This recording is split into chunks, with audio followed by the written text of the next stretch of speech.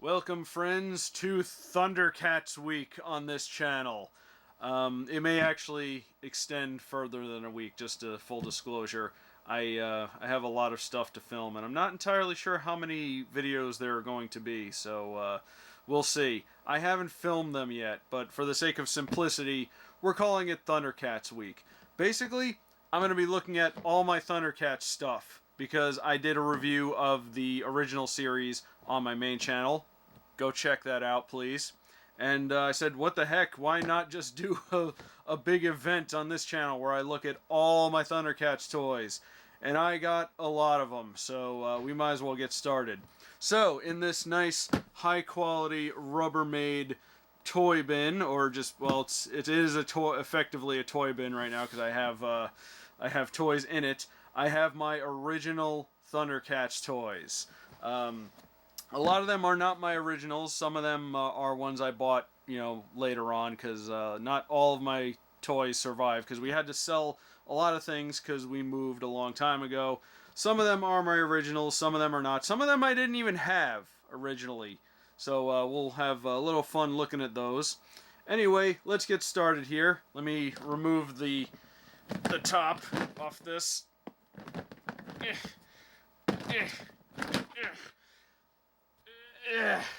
There we go. There they are. The original LJN Thundercats toys. Of course, it's not a full set because a lot of them were very hard to find and nowadays are very expensive, but I'll probably talk about that at the end of the video.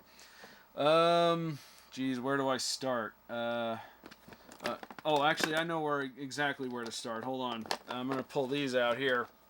Okay, so, speaking of stuff I never had, I never knew these existed. These are little tiny PVC Thundercats figures. These are back when did these come out, actually? Do they have dates on them?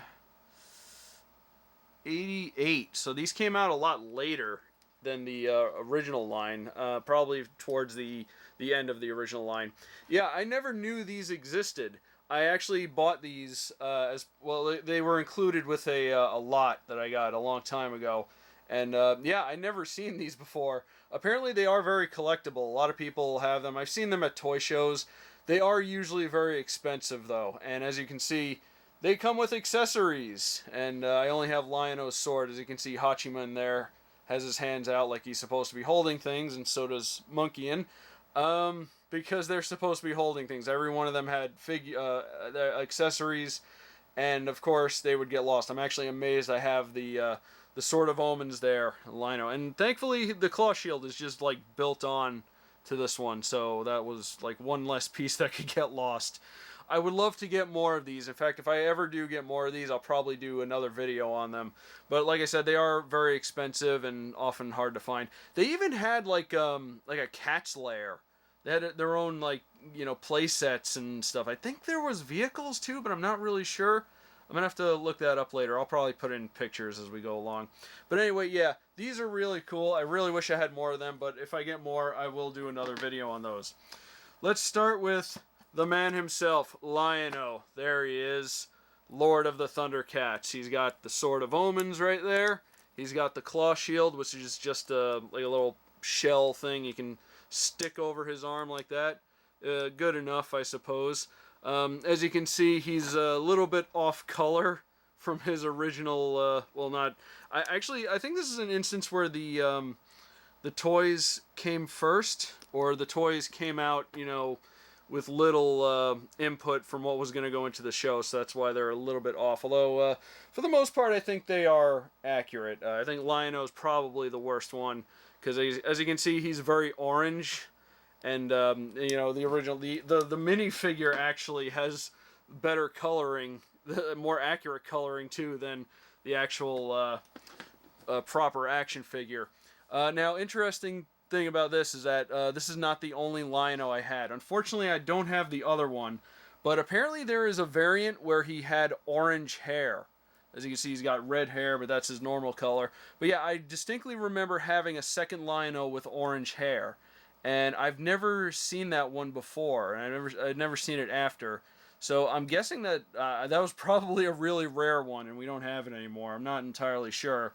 But if I do find it, I'd like to get that one too. I used to imagine, because there was an episode in the first season where he actually fought Mumra as a clone of himself, and I was just used that one as that version of Lino. Although that one was different too. He had, I think, a red red clothes on or something like that. But anyway, yeah, there is a different Lino out there. I don't know much about the I don't know much about the value of some of these, but yeah, there it would be nice to get that one. Now, Lino, of course, has the little standard thing there where you can swing the sword back and forth. Doesn't quite work as well as it used to. It kind of gets stuck sometimes, and it seems to swing his arm back into a different position. You gotta go ahead and correct it like that.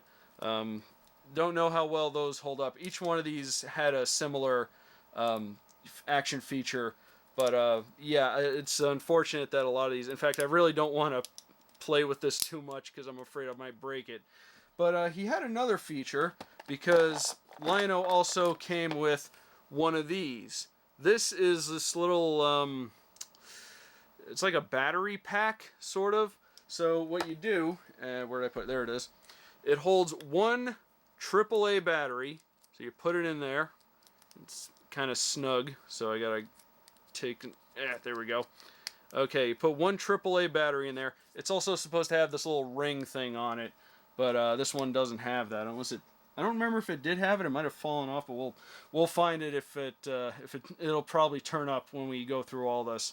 So what you're supposed to do with this is you take the tip of this, and as you can see, he's got a little metal piece right there under his action feature switch, and you're supposed to touch this to that, and it caused his eyes to glow.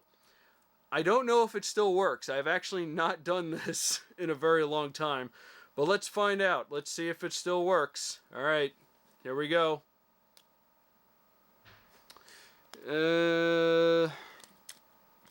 Nope, unfortunately it does not work. Dang. Unless, I don't know if it's the problem with the figure, or maybe that battery I have is just not very good. I don't know. That's kind of a shame. Oh well, we'll try that again. So that's Lino for you. And of course, where are you? There he is. Can't have the good guy without the bad guy. Here's powered up Mumra in his Mumra the ever living form, when he's all hulked out and big and angry and screaming all the time. In fact, he has a mouth that kind of looks like he's just always screaming. I always thought that was kind of funny. He's got two swords. I think this is supposed to be the Sword of Plundar. Looks a lot different than it did in the show, because the Sword of Plundar in the show was dual-bladed. It had another, basically this attached at the bottom there. And he has this dagger, which I don't know what's up with that. That never happened in the show. Now, he also has another, well, he's got the same thing that everyone else has. He's got the little, he does the Charleston, there you go, or the monkey, or whatever dance is funnier. He also has one thing that I always thought was kind of strange, is you can actually take his headdress off, and he's bald. Look at that. that always I always thought that was kind of strange, because he never took the headdress off in the show, and I don't really know what the purpose of giving him a headdress like that is. He probably could have just molded a head to look like how he looks in the show, but whatever. He's got bandages all over him. And, of course, he also has the same light-up feature that Lino did. And he also came with one of these, except it had his insignia on it. But, it's the same thing. So, I figured, let's see if this one still works. Alright, hopefully... I'll try this again after the video, and if it works with... if it turns out this battery is no good, I'll just splice in some extra footage. So, here we go. We're going to see if his light-up eyes still work. Oh, they are. They are working. Yes! Oh, cool. Oh, there it goes. Look at that. That's so awesome. Oh, now I gotta try Lino again. Hold on. Let me actually do this here. So, oh, yes, it does work. It does work. You gotta, like, press it hard. Come on. I just saw it work. There it goes. I guess it depends on how it's positioned. I don't know. Or, you know, the electronics inside there are probably not good anymore. Oh, well. Well, it does still work, so that's pretty good. So that was Mumm-Ra, the Ever-Living. Now we have regular, you know, corpse Mumm-Ra with his big cloak and his staff that he never had in the show. Yeah, I think we're going to be saying that a lot throughout this video. This one was a mail away. Well, actually, there are two places I think you can get this. You can get it in they had the mail away. You can mail away and they send this in the mail, which is how I think I got this one. And there was also a playset of Mumm-Ra's tomb that came with one of these. So there were two ways of getting it. I suppose it was a way of, you know, people who didn't want to bother mailing away stuff, they could just buy the playset. Because the playset was really cool, too. I wish I still had that one. But yeah, not really much to say about this one. Not a lot of articulation. He just kind of stands there. You move the head a little bit, move the arms, and yeah, that's about it. I kind of like this one, though. You got a lot of decent detail in there. Very zombie-looking. He's got all his bandages on. I do really like this one, and it has a nice, solid base. It stands up pretty easily. So, that was Mumm-Ra. Let's look at Snarf. This is the Snarf that came with Lion-O. He's just a PVC figure. He's got a little bit of paint wear, unfortunately, and he has this, which I suppose you're supposed to put on your finger, or maybe plugged into some kind of playset or vehicle. I genuinely don't remember, but I guess they wanted to give you the option. This one's really nice. They did later on come up with a more articulate version of Snarf. I don't have that one, unfortunately. I would like to get that one, but yeah, that was just the figure that came with Mumm-Ra, or not Mumm-Ra. Came with Lion-O, and there was also this one that came with Mumm-Ra. It's Moat, or what was his name? He actually wasn't called Moat in the original line. I'm not really sure. But not really much to say about him. Again, really nice detail on there. So you got that with Mumm-Ra. But then they came out with the more articulate version right here. As you can see, you move his arms and legs. He's got a little bit bigger, a little bit more expressive. I really do like this one. The Snarf one in this version looks really cool as well. Alright, so that's it for the main good guys and bad guys. Let's take out Panthro, who is a bit more squat than he is in the show. I know Panthro's a pretty big guy, but this one's this version actually seems a bit closer to like a Masters of the Universe style figure. So I thought that was kind of strange. He's bulky in this. He also has he looks mean in this action figure. He's got big red eyes and his mouth is open, and of course he's got his nunchucks with the claws on the end, and he does this with them. I suppose you can take one off and you can swing it around, I suppose. Really nice. The nunchucks I actually bought a long time ago, so that was really cool. I don't remember if this was my original Panther. I think it might be, but I'm not entirely sure. But really cool. He also in the show, for inexplicably, like shot his spikes out, and it had like rope attached to it or something. It was that I always thought was kind of silly, but you didn't need. I don't know how you would have done that action feature, especially back then. There we go. Do the Charleston. they pretty much all do the same thing. So let's see here. Okay, speaking of like weird variants, going back to what I said about Lion-O, here's Tygra. He comes with his whip. Again, does the same thing. I do like the whip with this action feature because he swings it around a lot. So they had this version of Tygra, which I think this is the one I had when I was growing up. And then I think maybe in the same eBay lot that I got the little minifigures, I got this one, which is very different from the original Tygra. Head is way different. I actually like the head on this one a little bit better, a little bit more detail. But as you can see, there is a little bit bendy legs, and I mean, he has the same action feature. I'm not really sure why there are two versions of Tygra. I think, well, there might be a reason, I'm just not sure. I think it's because they wanted a version that can maybe like sit in the Thunder Tank, and this would work a little bit better. So that's what I think.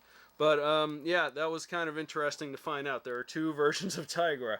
I really don't know, again, the details behind it, but that's just what I'm assuming. So you got Tygra, and there she is. And of course you got Cheetara with her bow staff, and that's her action feature. She does curls with her bow staff. Unfortunately, yeah, I would say her action feature holds up a little bit better, mostly because it's so simple. You're basically just moving her her arms like that. There's no like probably gears or anything involved, and it's unfortunate. It's kind of limited, and I think it's mostly because of the small stature of the figure. But gets the job done. I do like this figure too. It looks very nice. Got all the spots, a little bit of paint wear right there, but not that big a deal. Unfortunately, she also has trouble sitting because her legs are kind of, yeah, she looks like she looks like she's doing yoga now or something. She's at the gym. So yeah, there's Cheetara. It would have been nice if they gave her like instead of maybe moving her arms, maybe move her legs. That way it looks like she's running, kind of like that that Flash figure that I did in my DC video. But oh well. What are you going to do? So then we have, there's one and there's the other. We have Wilykit and Wilykat. These are PVC figures that came packaged with Tygra and Cheetara. Not really. I actually showed these off previously in the, when I did the video on the Matty Collector Thunder Kittens figures. Which unfortunately I don't have any more of the Matty Collector figures, otherwise I'd probably do a video on them, but it's alright. I don't I don't really like how that video turned out for some reason, but oh well. But anyway, I showed these off very briefly because they came with Tygra and Cheetara, and there's really not much to say about them. They just kind of stand there with their arms out for some reason. I don't know, maybe they're like high-fiving. I guess that's good enough. So they had these, but then later on they re-released them, and they got more articulate figures. They can move their arms and legs. They can move their heads. They look a little bit better, in my opinion. I don't know. I put them over here. There we go. Yeah, they definitely look a little bit better than the PVC figures. Unfortunately, well, they came with their hoverboards. Unfortunately, I only have one. And I think it's kind of weird how it's shaped, because they were like more streamlined in the show. But I suppose for an action figure, this is good enough. You can only put one of them on there, and the other one has to like hold on tight, because I think that happened several times in the show where one of them lost their board and they had to pair up. So whatever. I'm gonna try and get a board one of these days. Again, finding accessories for these were kind of difficult. But anyway, let's look at some bad guys. Here's Slithe. I really like this figure. It's so big. It's got that mean-looking expression. He's got like one eyebrow up. Really cool. He's got his big old axe that he doesn't quite swing properly because the action feature is a bit strange. Now, here's one thing I really like about this figure. If you notice, the little lever always stands out with a lot of these figures, but with Slithe, they actually made it one of his scales on his back, so it actually hides pretty well, and I really, really like that. So yeah, another one, he stands up really well. Is one you don't really have to worry about balancing. I like his big old axe, even though that was not his axe in the show, but I'm gonna stop griping about inaccuracies towards the show, because I'm sure that they did their best. But anyway, let's look at Vulture Man. Ooh, look how detailed a lot of these figures are. Look at the texture on this. I love this. He's the brains of the mutants, but he just kind of looks kind of he's he's kind of staring into space in this figure. He's got his claw thing that I don't know if he's... he never really... did he ever have, like, a weapon? I genuinely don't remember. It certainly wasn't this, if he did. I don't really know where this came from. I don't even know what you do with it. You just... It's like... take that. I don't know. It's kind of dumb, but the figure is very nice. The bad guy figures in this line were really, really cool. Again, he's got a lot of detail on him, a lot of texture. I really like this one. So, we'll take a look at Monkeyin, who keeps losing his helmet. There he is. Very much more monkey-like than he was in the show. In this version, he's kind of hollering, and he's all squat down, and he's got his morning star. The one thing I don't like about this one is that the helmet keeps falling off. I had to actually buy this helmet off of eBay a while back because I lost the original one. But yeah, compared to the other ones, I don't think this one's that great. But Monkeyin was one of my favorite mutants, mostly because of how he talked. Because every time he'd talk, he'd go, ooh, ooh, ooh, ooh, and he would say something. I don't know. That just always cracked me up. So there's Monkeyin. And to round off the mutants, whoops, and he dropped his club. There's Jackal Man. Now this one is kind of cool looking. He's got a strap over there that's like a separate piece. He's got a big old beat you over the head club, and look, take a look at that face. Look at that. I love that. Let's move the club down. There we go. I love that. He's real mean looking, which is interesting because he was the coward of the group. I don't think he would be this fierce, and he kind of looks like the Wolfman or something. But I don't think his thing works as well as it used to. I wonder if there's a way to like fix these. I'm gonna have to look that up later. So that's the mutants, and then here is Ratar-O from planet Plundar. He had these little sais or daggers or whatever that like shot laser beams. Unfortunately, I only have one, and I'm hoping to find a cheap one on eBay one of these days. I really like this one a lot more. He's got the little mustache that you can do that with for some reason. I don't know why you'd want to do it, but they gave you the option. He's got a tail that moves around. His action feature works nicely. There we go. Yeah, I really like this one too. He's certainly a step up from like Monkeyin and Jackal Man. So that was the mutants. Now let's take a look at Grune the Destroyer.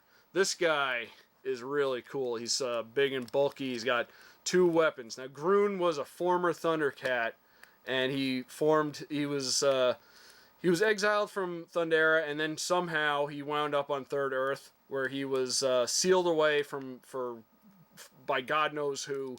There's a lot of inconsistencies with the show. I go over them in the video, so check out the video. But he formed a mace out of Thundranium, not Thunderillium. Thunderillium is what they use for fuel. Thundranium is what takes their powers away. Basically, it's like kryptonite to the Thundercats. So he showed up. He was this giant ghost guy, and they had Jogger show up and fight him on the astral plane or whatever it was. It was awesome. And he was a big, mean, one of the better villains of the show outside of Mum-Ra, if you ask me. In fact, I would say he was a little bit more successful than Mum-Ra was. But I love this figure. He's very wide. It's in very good condition too of all the figures. This is definitely one of the better ones. He's got a little bit of paint wear right there, but that's fine. He's got his mace, and he has this thing, which he again never used in the show. I don't even know what the heck this is. It's like is that like Knuckles? Yeah, he didn't really need that. I don't know why. He was already a badass. He didn't need that stupid thing, but he's got him, so we'll just accept it. Alright, so next up, let's look at these big guys right here. These are the Berserkers, the pirates.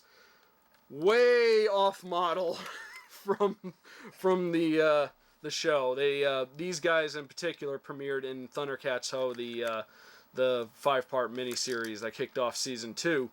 They each had their own ability. This is Top Spinner, and you hold out his arms like that, and the obviously the redesign was so he can use his power, which was he would spin around and hit people with his Morning Star and bash their brains in because, you know, kids show. God, his face freaks me out. Look at that. It's like he's all smashed. He looked relatively normal, or better looking in the cartoon, but obviously for the sake of creating a toy with an action feature, they kind of did this. Yeah, and we'll have one of the other crunchers, right? One of the other berserkers right here. This is Cruncher. This guy, little bit more on model, but what his whole thing was, he would just grab a character. I think this is how it goes. He would grab a character. Yeah. So you have a character. Let's use Jackal Man because they did fight sometimes. He dropped his club. I'll get it later. So you would have Jackal Man, and then he would give him a hug and squeeze him and suplex. There you go. Yeah, he never suplexed, but you get the idea. Let me get this. There we go. Yeah, this one a little bit better looking than Top Spinner, that's for sure. Although he does permanently lean back. I mean, you could do this, but then once you push the button there, he goes back into. I guess this is his normal stance, which is kind of unfortunate. There were other berserkers, but we'll talk more about them when I get to the end of this. Let's talk about this guy right here. So this is one of the figures I definitely didn't have. This is Captain Shiner.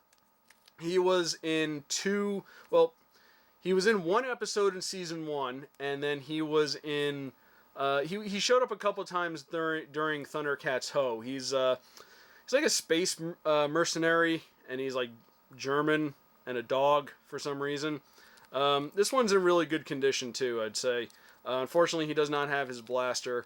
Not really sure why they made him into an action figure. They really didn't need to, but there were a bunch of other characters in the toy line that really didn't need to be in the toy line, and I'll talk more about that in a minute. So that's Captain Shiner.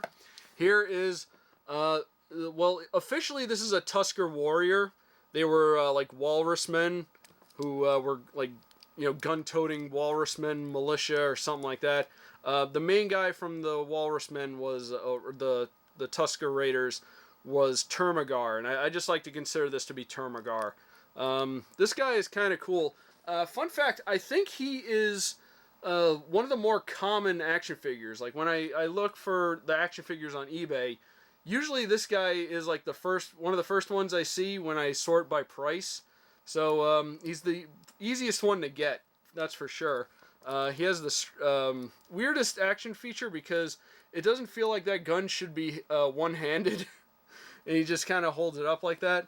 But overall, I do like this figure. I like the the teeth right there. He's got some decent detail on him. Really cool. He's fine, even though he's one of the cheaper ones.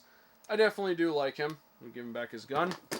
Next up, let's look at Snowman, who is, I think, sometimes referred to as Snow Knight. This guy has a lot of accessories. He's got his helmet there, he's got his spear, and he's got his ice shield. I do really like this figure too. A lot of, again, good detail on it. The action feature seems kind of, well, actually his action feature doesn't really work as much as it used to. This one's actually, now that I'm looking at it, a little bit dirty. I might have to clean him. The helmet, unfortunately, too, doesn't really stay on. Because, like, once you, yeah, it feels like it's supposed to snap on, but it doesn't. It just kind of sits there, and, you know, one fatal movement, and there you go, it comes off. Oh, well, the figure's nice, though. So here is what I think is one of the coolest characters from the show, although he seems very, very out of place in the show. This is Hachiman, the samurai warrior from the past that Mumra summoned to try and take out Lion-O, but then they become friends because Lion-O is a man of honor and Hachiman respected him. He has his samurai sword, and his action feature, he's got a little button right there, and he slices to the left. You keep doing that over and over. And you can take his helmet off, and there he is. Not too far off from how he looked in the show. The one unfortunate thing is, see the little red thing right there? That's supposed to like go under his chin, but it just kind of stays up. It looks like it's in his mouth. But this one's alright. I do like Hachiman. He feels like he belonged in his own separate series. And he showed up a lot in the show, even though, you know, I really did like him. Not really much else to say about the figure. Not as much detail as the other ones. I do like the action feature is something a little bit different than some of the other ones had. So that's pretty cool. So then we move on to the Thunderian Refugees. This one is Pumyra. Unfortunately, I don't have her weapon. Her weapon, I believe, was just like a sling. And that's about it. Also, her little lever on her back is kind of worn down, but she didn't really have much of a action feature anyway. Now, interesting story about this one. You see how it looks pretty good on camera? Fun fact about this figure in particular. I've seen a lot of used figures of Pumyra not really looking very good because they have what's called the pox, and it's when he get the older figures get like these brown spots all over them, and it's like the plastic breaking down, and it happened with a lot of figures in the later lines. And unfortunately, this one had it pretty bad, but I actually painted over everything. I don't know if you can see well through the camera, but if you were to feel the figure, you can definitely feel the different textures. But yeah, I actually painted over all the poxes a long time ago. I think I did a pretty good job too. It looks really good. I actually mixed the correct flesh tone for it too. So yeah, I actually managed to take care of that pretty well. Unfortunately, I believe this figure is very fragile. I remember her head used to pop off a lot, and I had to glue it on. Unfortunate, but you know, you do what you got to do. Jump cut, because apparently my SD card was full and my camera was about to shut off, so I had to go empty it off. Anyway, we were admiring my restoration job I've done on Pumyra here. I think she looks really nice. The boots were kind of messed up too. Even the face. I don't know how well you can see the face, but yeah, I had to put paint on the face too. Everything is nice and covered up, and even her hands were a bit chipped, so I figure I might as well fix those up. And I'm really proud that I actually mixed the correct flesh tone for her. I figured I'd be spending hours on that, but apparently not. And none of it's chipped off too. It looks really good. So anyway, that is Pumyra. Now we move on to one of my favorite characters from the show, especially, well, after he was introduced, obviously. I used to love Panthro and a couple other characters. Linkso is one of the best characters on the show.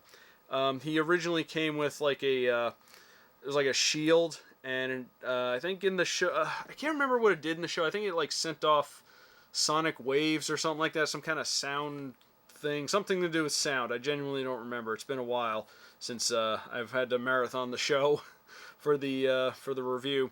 But anyway, the figure is really good though. His action feature works pretty nice. His legs are a little bit loose. I don't know if that's going to cause some problems down the road. Hopefully not. But otherwise, in really good condition. I do like Linkso. He is blind, and ever since he lost his sight, he became very heightened in his other senses, and he can basically beat up anybody. And in the show, they actually had him piloting a ship, and they had to pilot through this very narrow cave, and he was able to do it with precision. That's how good his senses are, apparently. As I said in the review, I'm not really sure why they didn't fly over the cave, because they were in a flying ship, but what do I know? It was still pretty cool. But anyway, that is Linkso. And we finally move into one of the best things overall about the Thundercats show, the Burbles. Here we have Rober Bill, we have Rober Bert, and we have Rober Bell. And I believe the only other one of these guys who had a name drop was Rober Bob, I think. I don't remember what he looked like, but after that, the B names kind of run thin. Unfortunately, these guys are not in the best condition. I don't remember if Rubber Bell had a different color nose. But I do really like these. The burbles were one of my favorite things about the show. Maybe I can do some restoration job on these when I get a chance. This one I had from when I was a kid. These two I did not. I bought them much later. In fact, I noticed that Bert still had a tag on his bottom. I don't think I paid $10 for him. God, I hope I didn't pay $10 for him. I think I like his color scheme the best. He's got the grayish blue color and all these like the beige for the fur. I really like him. I think it just pops out a lot better. And I got Rubber Bell there, who is really nice. She got a little cute flower in her hair. She was really cool in the show. The burbles just in general were really cool, and I liked them. And they deserve their own spin-off show, I think. So anyway, that is my collection of vintage Thundercats. I really love these figures. A lot of them are from my childhood. There are still quite a few out there, and one day when I actually get into some, start making money again, I would actually like to collect the rest of them. Unfortunately, they are very expensive, I noticed. Even a lot of these usually go for a lot online. The ones that I'm missing are, there's Jogger, obviously, who's a really cool figure. I like to get my hands on that one, because he had like a cloak, and he came with another Sword of Omens. There was a lot of like incidental characters and a lot of other variations, like I mentioned Snarf, and I'm trying to go by memory here. There was a lot of characters who were not really in the show that much. I know there were the other Berserkers. There was Hammerhand, which is a really cool figure. I like to get that one. Unfortunately, he has these like hoses on his shoulder or something that often break off, so it's hard to get one that's still intact. And there was the other Berserker, Rambam, the guy with the wheel on his chest who used to just, slide in and smash things with his head. These characters weren't very bright. So there were those. There was, like I said, a lot of characters that were not in the show a whole lot. Like there was... there's one character, Mongor, I think. He was in one episode, but he was a really cool looking character. Safari Joe, again, is another one who was in one episode. There is a figure called the Astral Moat Monster, which I believe was... He was in one episode, and he wasn't even like a main character. He was just a monster they had to fight, and that was about it. For some reason, they gave him a figure. I'm not really sure why. Let's see, there was Captain Cracker, who was in a couple episodes. He was like a robot space pirate, and he constantly was like malfunctioning or something because he always made noises when he talked. And then there was Driller, who was kind of a secondary villain for season 1, and I really liked him, and I kind of liked the figure, and I like to get a hold of that one, but that was very... this is when we're getting to the like really expensive figures. Then there was another figure. I think his name was Stinger or something like that. He was like an insect guy, and he was not in the show at all, and that was kind of shocking to me. I'd never seen this figure before, but when I found out about him, he's a character who showed up briefly in one of the comic books, one of the original Star Comics / Marvel Comics comic books that came out alongside the show, and I thought that was kind of weird. They included a character from the comics in with the toy line that not a lot of people would have known about. And then we have the granddaddy of them all. I think Stinger is competes for this one as most expensive. As you can see, I only have 2 of the Thunderian Refugee Thundercats, and there was a third one, Bengali, the white tiger guy. He is really expensive. I've seen, I think because this was like the last line of figures they made, so there's probably not a whole lot of them. Also, apparently he has the same problem Pumyra has, where they get the plastic pox, where the plastic starts to break down a little bit, and a lot of the ones I seen online for cheaper were ones that had that, and I really don't want that one. I want a decent one.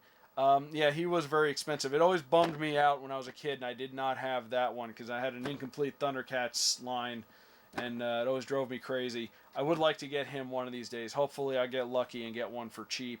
But until then, we will just have these for now. My Thundercats collection that I really do like. And like I said before, Thundercats was one of my favorite shows growing up. And I really like these figures. I hopefully will get the rest of them one of these days. But that is it for now. That is it for the vintage figures.